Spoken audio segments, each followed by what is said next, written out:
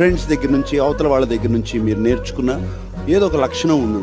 అది ఎవరి దగ్గర నుంచి నేర్చుకున్నారు, ఏం నేర్చుకున్నారు? శివాజీ అన్నేమో లౌక్యంగా ఉండడం, ఎప్పుడు ఎవరితో తగ్గి మాట్లాడాలి, ఎప్పుడు ఎవరితో ఎక్కువ మాట్లాడాలి.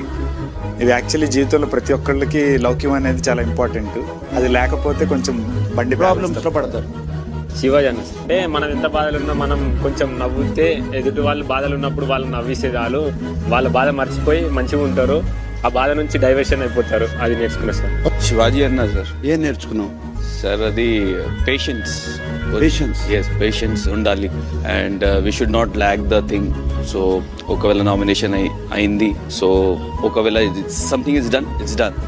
నువ్వు శివాజీ అన్న దగ్గర ఆ పేషెన్స్ నేర్చుకుంటే జీవితంలో చాలా ముందుకెళ్తావు. నవ్వుతూ ఏ సిచ్యువేషన్ అయినా ఎదుర్కోవటమే జీవితం. అది అర్థమైతే చాలు.